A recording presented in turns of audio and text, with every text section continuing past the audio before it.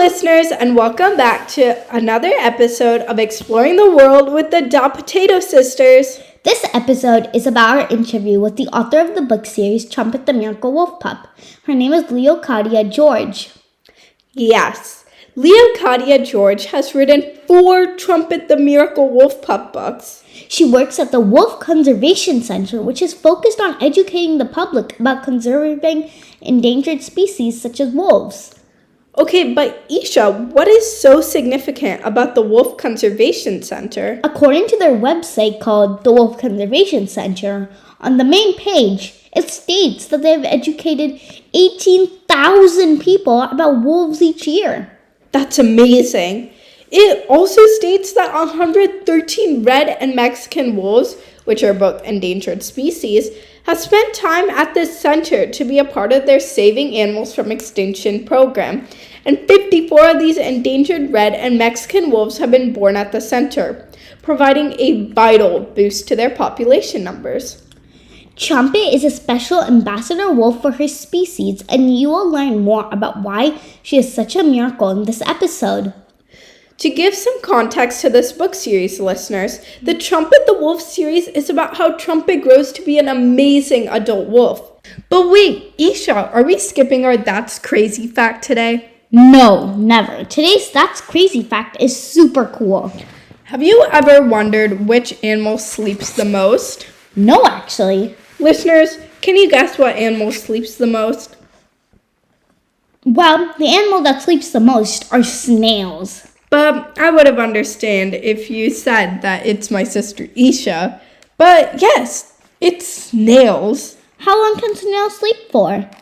Snails can sleep up to 3 whole years straight. Wow, snails are literally a real-life sleeping beauty. According to Natural Form's article titled How Long Do Snails Sleep?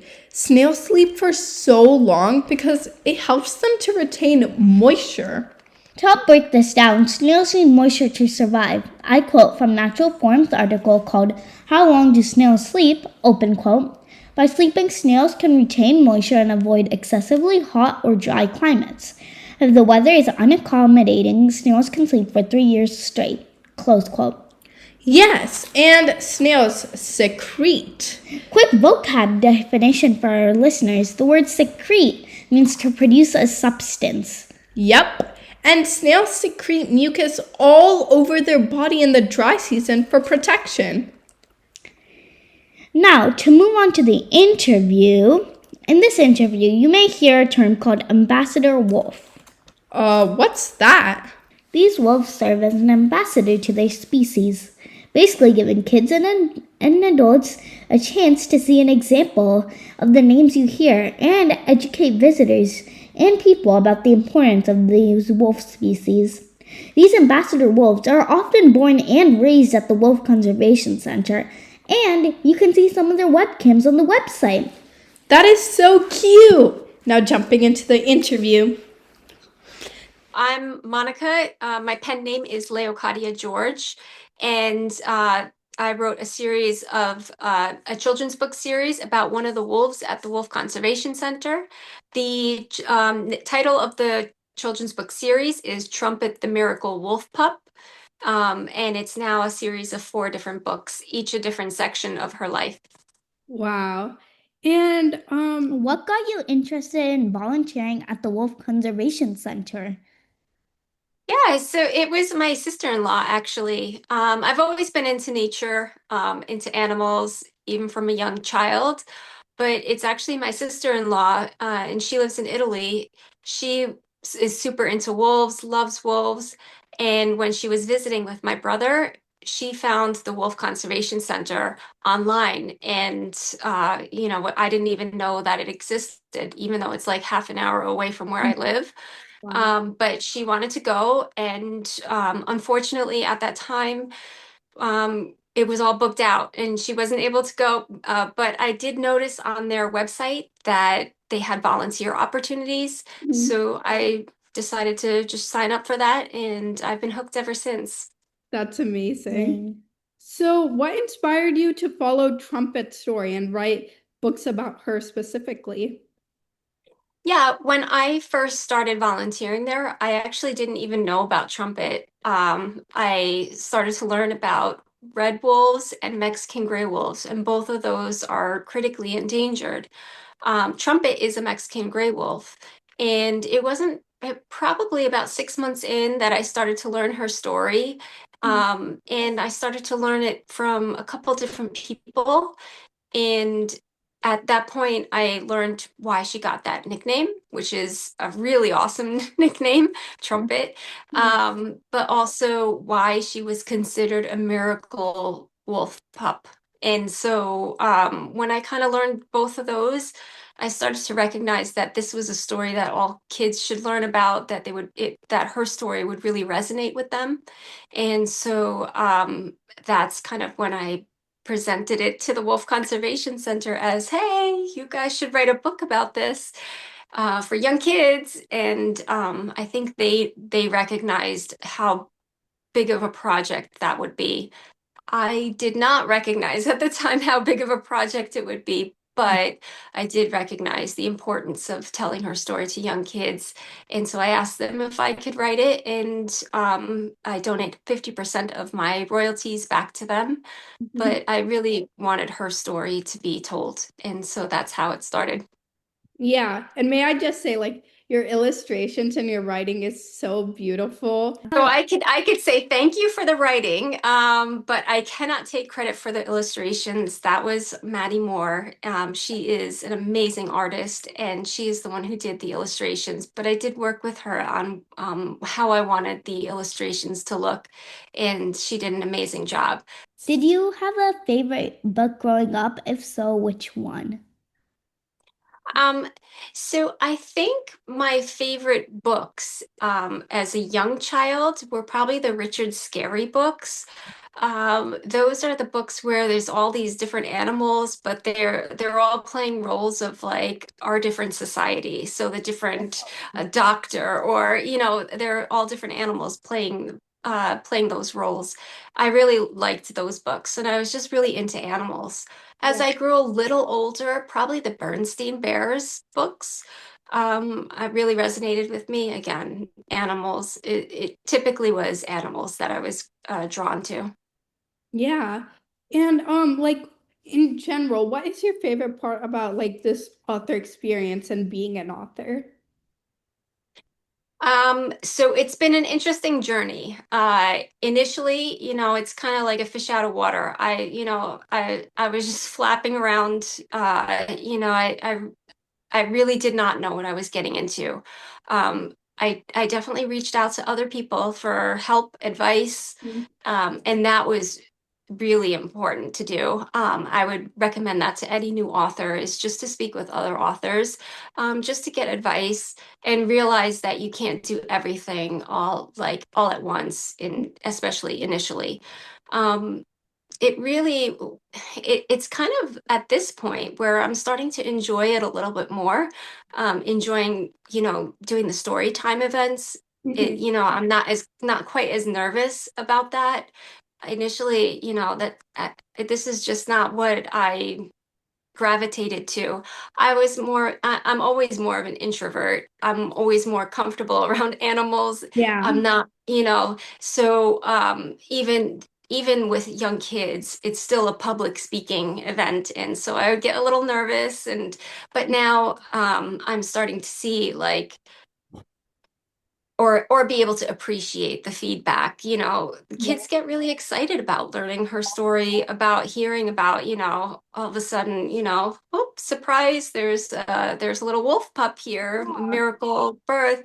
They get really excited about, her growing up, her different like stages of growth. And actually, the third book is Trumpet Finds Love, and that one, actually, the little boys really liked that one. I didn't think so. I thought that would be, not the one that the little boys would gravitate to, but I've been getting that feedback from a lot of different places that the little boys really like hearing about how she finds love, and perhaps it's because her mate is flown in on a plane, and that kind of gets the kids like bouncing in their seat, when they realize that a wolf is about to get on a plane.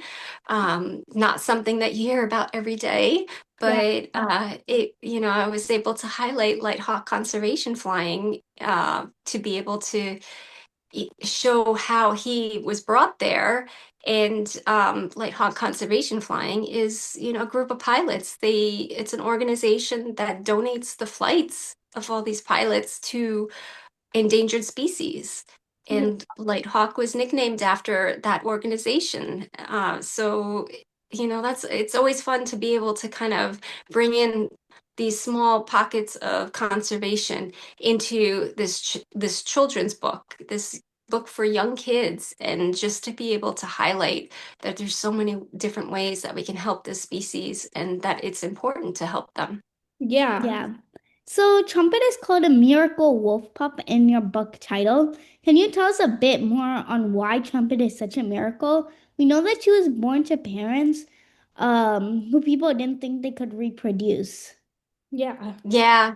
Yeah. So it actually was her father that was having the fertility issues. Mhm. Um, he was at that point the number one most genetically distinct wolf in the entire population Wow. of Mexican gray wolves.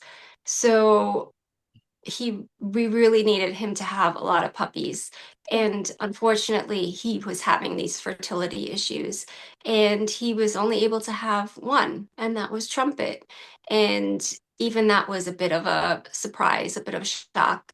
Mhm. And through her his line lives on, but it also enables the rest of the species to be able to be a little bit more genetically diverse. Yeah. And so she really was considered a miracle birth in that sense.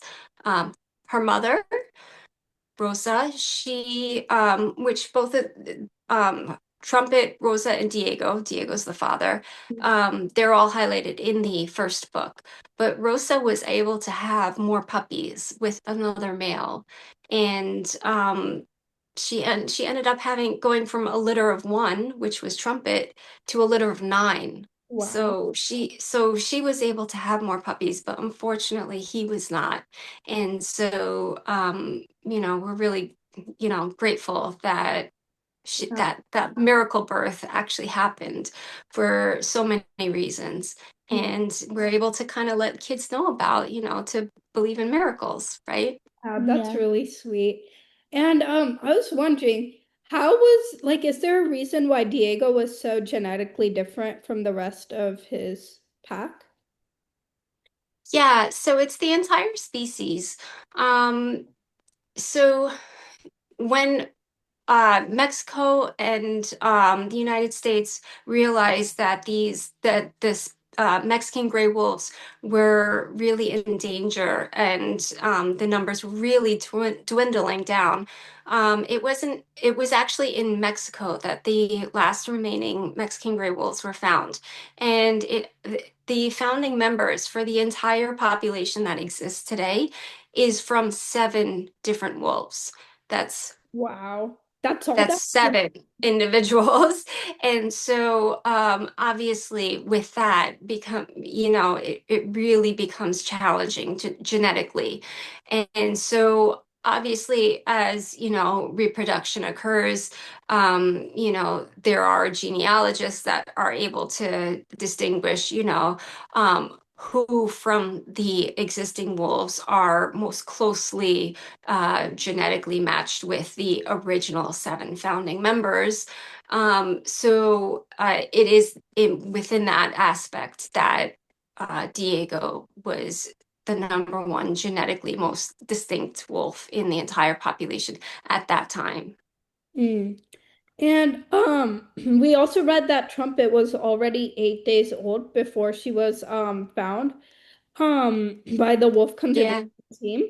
Like why did this take so long? And could you also go into like the significance of like Trumpet being born in like a conservation point of view? Yeah. So, like I said, this was a surprise. Yeah. they did have some signs that there was potentially a puppy or puppies because the mammary glands of Rosa were engorged, but they really did not have high hopes for puppies from Diego. And there are, veterinary checkups and they do understand what's going on with these wolves in that aspect, so they really had um very little hope for him to have puppies. So it was just unexpected. And it was actually by her sound, her little voice coming from one of these boxes that they actually found her. So it really was considered a miracle. In the story, and just as now you just said that the boxes are there, like, in the Wolf Conservation Center. What are the boxes' purpose? Yeah, so this was one of the things that I was really kind of concerned about, that a lot of people were like, why are these boxes there? The young kids, they're like, oh, a box is there, it's fine. We see boxes all the time. But the boxes do have a specific purpose. They are there basically when we do health checks. Uh, we go in as a group, and the wolves are so scared of us that they run in the other direction. And what we're trying to do is get them to run to these boxes. And if they run inside the box, we can close the door so that they can't get back out. The top of the box actually lifts up.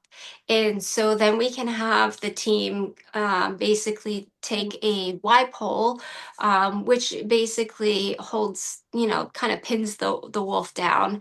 They Uh-huh. do put on a muzzle, but the veterinarian will go in to this box as they have the wolf pinned down and muzzled, and they will do the entire health check that way. They will take blood, they will check eyes, check ears, they will check the heart, check the respiratory.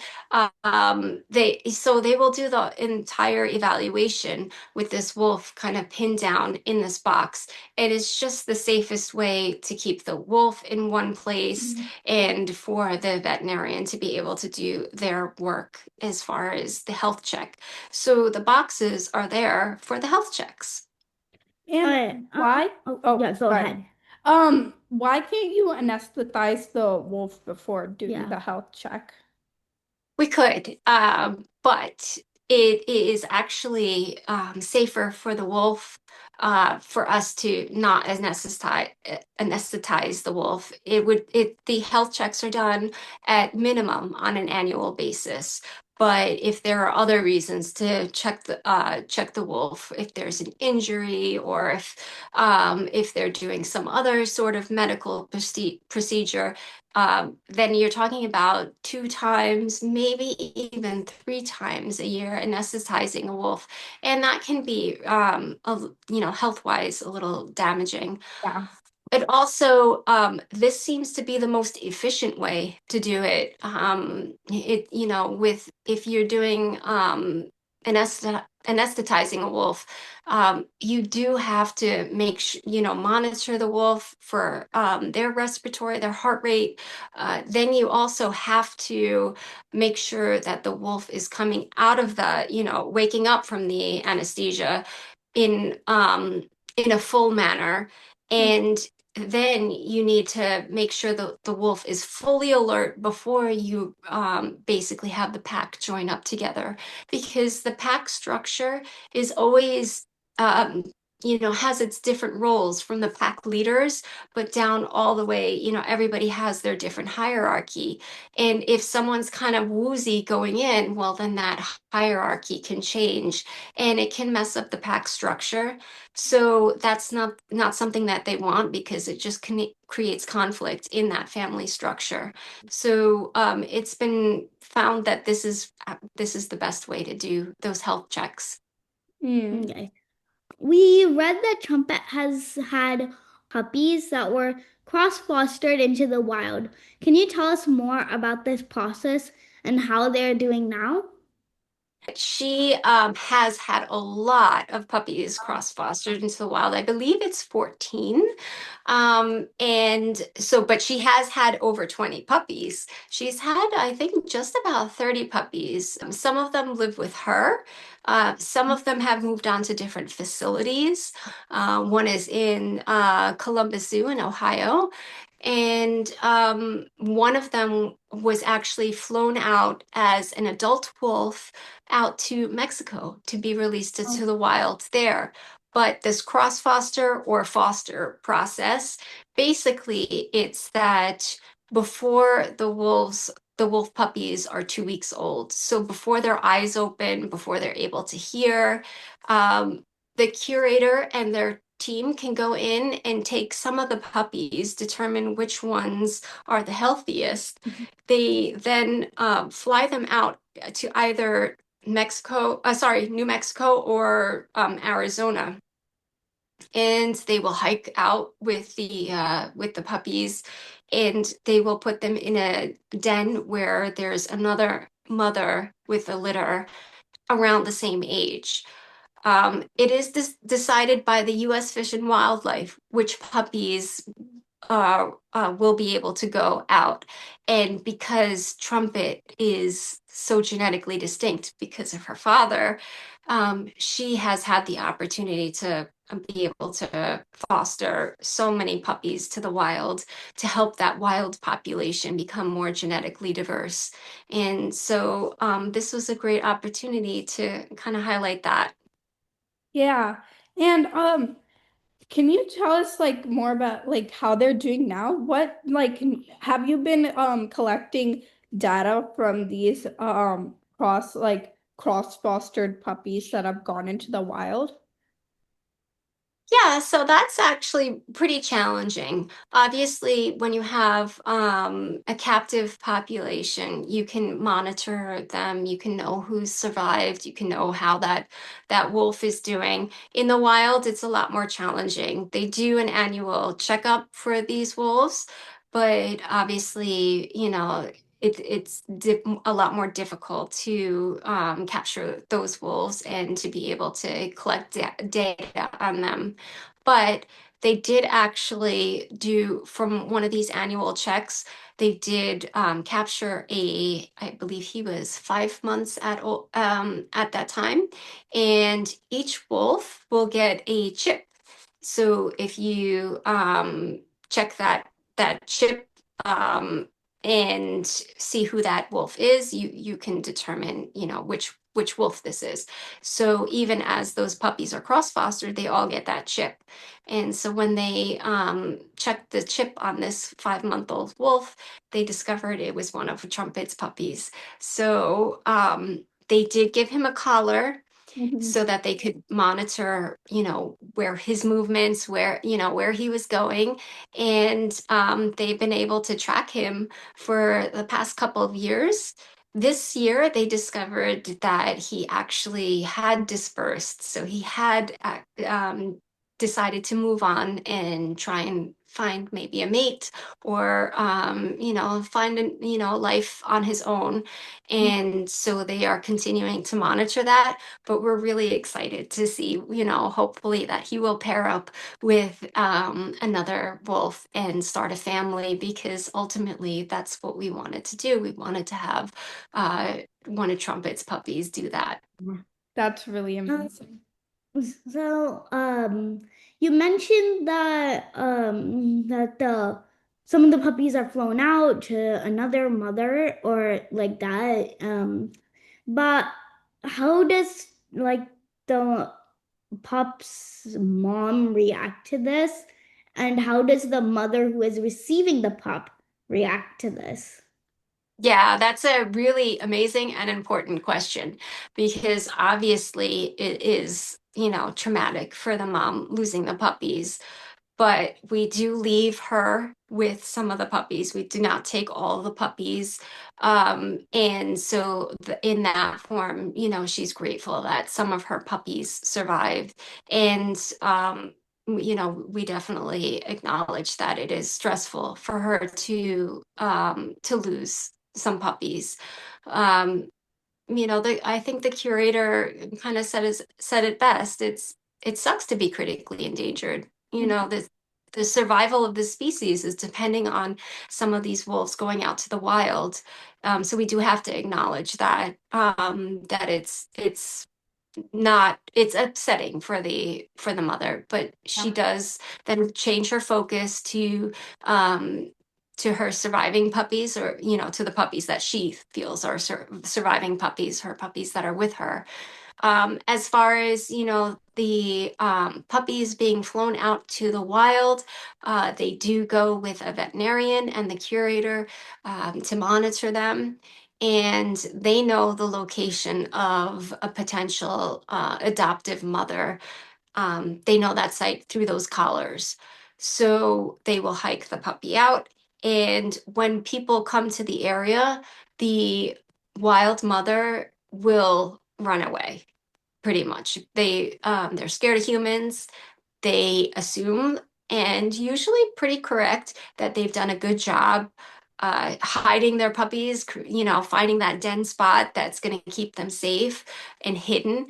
But what they don't know is that they have a collar and a GPS collar that's, letting us know the location. So we know the location. So what they'll do is they'll add the puppies to that litter. The veterinarian will, of course, check all the puppies, make sure there's no medical issues going on with any of the other puppies, and whatever is needed, they will do at that time. But they will add the new puppies, the adopted puppies, to that litter, and the mother accepts them. Oh, Wolves are one of the species that will accept new puppies. So we haven't had any issues with puppies either being rejected or anything like that. And Trumpet's not the only one that has had puppies fostered into families. So there's at least three puppies that various puppies that we know have survived that cross foster process in either New Mexico or Arizona. So we do know that the mothers are accepting these puppies. You said that the pups don't like reject the cross-fostered puppy. Is it like there's literally no signs, like you haven't seen any like wolf puppies do that? And also, does the original litter of puppies think that the cross-fostered puppy is like one of them from their litter? Yeah, so these puppies at this point, they are very vulnerable. They're essentially like newborns. They can't, all they're doing is to look to nurse, get comfort from mom, and to create warmth. Just another couple of puppies in the pile is fine by them, as long as they can get enough nurse nutrition. And so that's one of the reasons why originally this was considered a cross foster, because if there would be too many puppies for the mother to be able to take care of, then they might have taken some of those other puppies back. Um, and then fostered them into with a captive mother. But they have, I guess, been having knowing the numbers, a little bit better, and not um, fostering too many of the captive population, that they're able to make sure that the mother is able to care for the litter, the new sized litter. So the puppies accept each other, of course, because they're puppies at this point. But what we've found is that the mother accepts them just as if she gave birth to them. It makes no difference. They're now part of the family. And one thing I've kind of noticed even in the captive population is, even, when you have one enclosure of a wolf family and then the neighboring enclosure of another wolf family that didn't have puppies that year, those wolves will still actually be protective of the puppies from the other family. If people come to the area, they will start barking and alerting those puppies, hey, go hide. The people are here. So they are very protective of puppies just in general. It's really nice to see that Yeah. they are one of the species that will do that. And I'm just wondering, like, how do the wild mothers, like, I guess, how does she produce like enough milk the next day to accommodate that other puppy, like all of a sudden, you know? Yeah, so the milk production, right? I'm not so I guess knowledgeable about how a nursing mother, adjusts the milk production, but I believe it's they adjust, in their own body as the puppies are wanting it. So, if they're nursing more, then the production, I think, does go up. Um, and they do, take care to make sure that they're not adding like, five new puppies. They're adding, I think like, one, two, or three puppies into the litter. It's not, a huge size difference. So the mother is able to, accommodate that. But that's I think that's a little bit above my my pay scale as far Yeah. as knowledge, as far as milk production. Yeah. Could you also tell us, I guess, like from a data standpoint, how Trumpet has, I guess, influenced, from a like conservation point as well, the Mexican gray wolf population? So yeah, it's still very much in the beginning. Like I said, we have this, at least one puppy that we know of from her, and he has not yet found a mate as far as we know. And obviously now will start breeding season. So if he does find a mate, hopefully very soon, that he would be able to breed this year. But as far as we know, as far as I know at least, I don't know of any puppies that have been born from her line. But hopefully, that's our biggest hope. Yeah. That's why she had so many puppies cross fostered, was for the chance that at least one or two of them, maybe even more, would go off and start their own family and be able to assist the wild population in that way. So fingers crossed for that. Yeah. Yes. Um, Have you met any of the ambassador wolves that you mentioned in your book? Yeah, I see them all the time. They are amazing.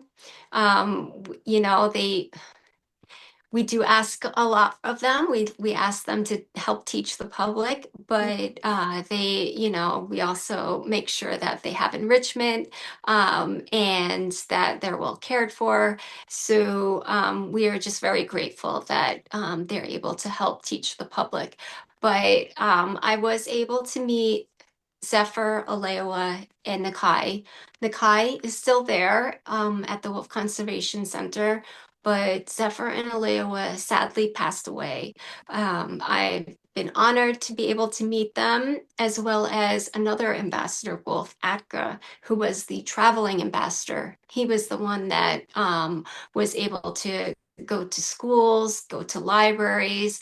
He even went to Congress and helped solidify that Endangered Species Act, when that was in danger the last time. So we're very, very grateful to him to be able to do that. So those are the four ambassador wolves that I originally met. But we do have a couple new ambassador wolves now. We have Silas and Canary, and Canary is still a puppy, Uh, and Silas just turned two. is he going to be turning to? But he's just reaching maturity. And so we have a new team to be able to help teach the public the importance of wolves. And so they're able to see them when they come on programs because like I said, the Mexican gray wolves and the red wolves, they're scared of people. So when someone comes to a program and if they're able to go to the enclosures that have the exhibit Mexican gray wolves or the exhibit red wolves, sometimes they won't even see them. So we definitely need those ambassadors to be able to show the public when they come, what a wolf is like, what a wolf looks like, what a wolf acts like. So that's something that's really important. Yeah. Um, so how do you choose which wolves to make an ambassador for the program? Because I know that you have many wolves in your conservation, in the Wolf Conservation Center. So how do you know exactly which ones to choose? Yeah, so as far as ambassador wolves, none of them are Mexican gray wolves and none of them are red wolves. Those wolves are critically endangered and they are the U.S. Fish and Wildlife determines where they will go and whether they will be able to go to the wild, whether they're able to go to a facility to breed, whether they're able to, not breed at that year. So those decisions are not in the hands of the Wolf Conservation Center as far as those decisions.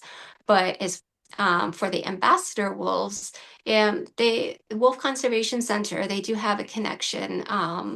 I, th- I think it might be either Nevada or I'm not sure exactly where, but they do have a facility that does breed ambassador wolves. And so if they realize that they need another ambassador, they will contact them and say, put in a request for an ambassador wolf puppy. And then, come springtime, they'll see whether the enough puppies were born for all the facilities that are requesting that.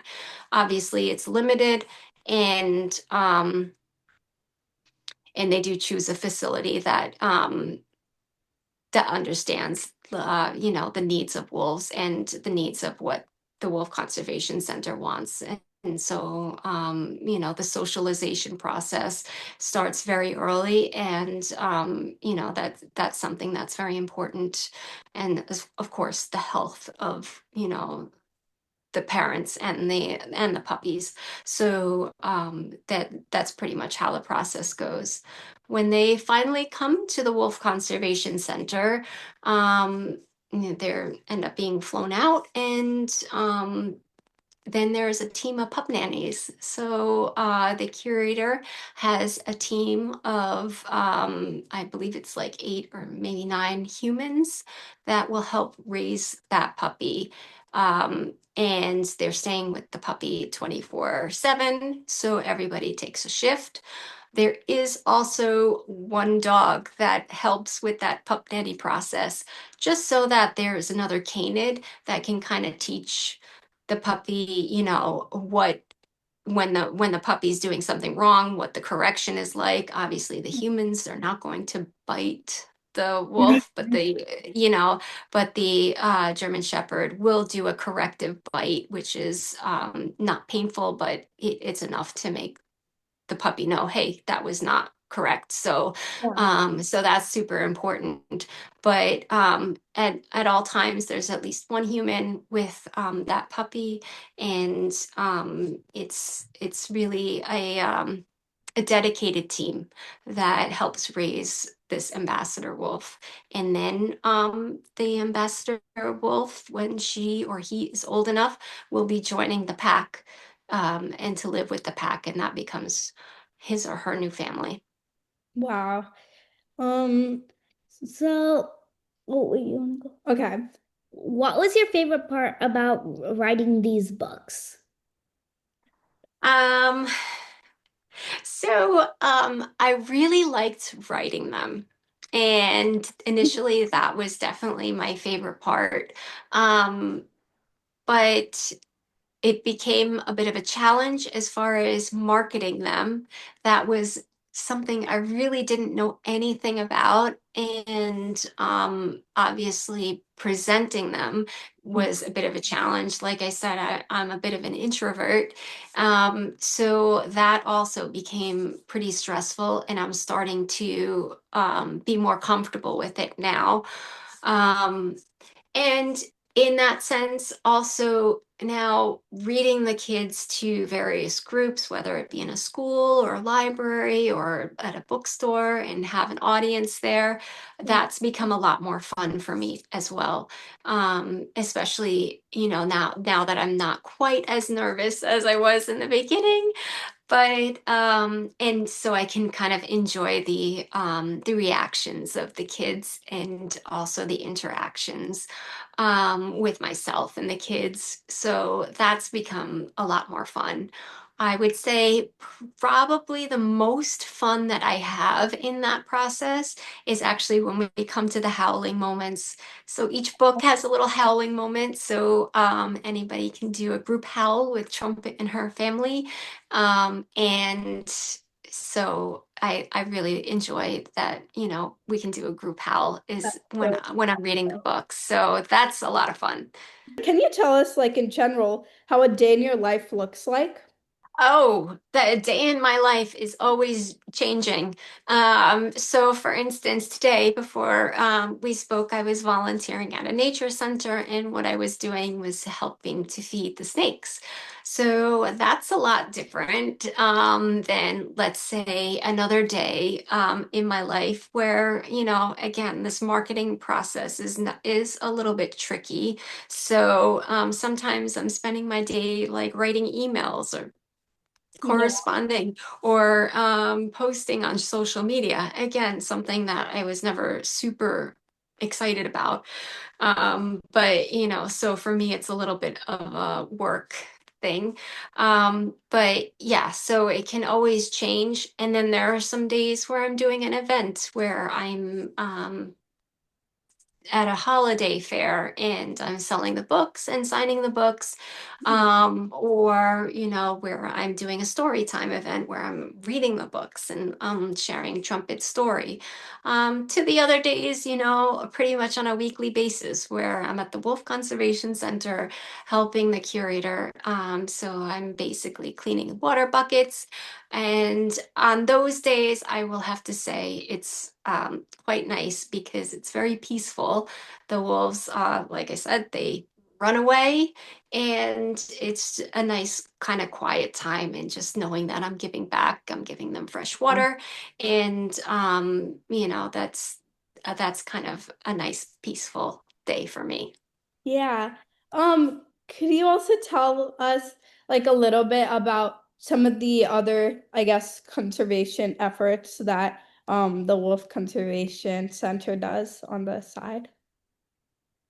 Oh, the Wolf Conservation Center does a lot of different events for conservation, but they also do a lot of behind the scenes. There's a lot of science behind this. So the curator is in contact with the U.S. Fish and Wildlife for the programs for both the red wolf and Mexican gray wolf. So, they do have meetings, and they have, a strategy as far as what, who's going to be moved where and who's going to breed with whom, Mhm. and what to do as far as that aspect. And the Wolf Conservation Center also is an education facility, so they offer programs for people to come visit, but they also offer programs for schools to come and visit. And they do have other webinars that are geared towards more education as far as different aspects of conservation, including some that go beyond wolf conservation. Sometimes they've had webinars about bear conservation. So they definitely focus a lot on the education aspect of it, alerting the public. And with that, also the advocacy. So the Wolf Conservation Center has had representatives go down to DC. And when I say representatives, it's not just ATCA that went to DC and Congress, but they do have some of the staff members that work at the Wolf Conservation Center go and talk with our legislators and advocate for wolf conservation, which is super important, especially right now when everything's kind of in flux about the Endangered Species Act. So I definitely recommend anybody reach out to their representatives and say that they do value wolves and endangered species, and that they want their representatives to also value them. Yeah. Yeah, so they do a vast number of things as far as conserving wolves and highlighting their importance. Yeah. Yeah. What do you hope readers take away from your books? So I do hope, and everybody's at their, has their different level of what they can take away. But one of the things that beyond, you know, I always wanted the books to highlight conservation for a younger audience. So be able to have the conversation about conservation with 3 and 4 year olds and 5 year olds. But in that same respect, I also wanted them to take away joy, hope, that this is a wonderful story, that we should celebrate miracles, that we should celebrate discovering new things, that we can empathize with Trumpet's experience. And even when, in each story, it becomes a little bit, oh no, what happened here? But then, that it's always a hopeful and good ending, and that we can value family. That is one of the things that kind of comes back time and time again, is the importance of family and those strong family bonds and respecting each other. That's one of the things that I also hope people take away from these books. And also, I did try to throw in some fun and silly things. We do need to value. Sometimes we need to laugh a little. Sometimes we need to, even if we stumble, it's okay. And have a little silly moment and a fun moment. And I think that's also important, to laugh a little. Yeah, I Yeah. think it's really inspiring and amazing that you're getting like these young kids to care about like stuff that even adults at this point haven't really like thought about or haven't really been educated about, really, especially in like the climate department. I also think it's amazing how you're part of a group that's helping protecting endangered wolf species, and you're not only educating kids about regular animals, like not only are you educating them of like day-to-day animals, but you're also educating them about endangered animals. Thank you to Miss Leokadia George for talking to us today. We wanted to shed light on the endangerment of wolves. As you listeners may know, some wolves are at the brink of extinction. The two most critical endangered species of wolves are the Mexican gray wolf and the red wolf. These two species are the ones that the Wolf Conservation Center actually helped protect. Wolves are getting extinct for many reasons, such as habitat loss, Human conflict, and political legal battles, but there are more threats too. the Wolf Conservation Center, Wild Spirit Wolf Sanctuary, International Wolf Center, and many others are helping to raise the numbers and awareness of wolves. You listeners can help too. You can help by spreading the word on how important wolves are to the environment. You can do this by teaching family and friends about wolves and why it is important to save them. Listeners, also make sure to check out the Trumpet the Wolf series. We hope you enjoyed this episode. Please comment, subscribe, and give us feedback. We were able to interview Leokadia George because she reached out to us through our email. So, if you have a person you would like us to interview, an animal or habitat for us to make an episode about, please reach out to us through our email, dotpotatosisters@gmail.com. Also, please check out our Instagram, which is @dotpotatosisters. Bye!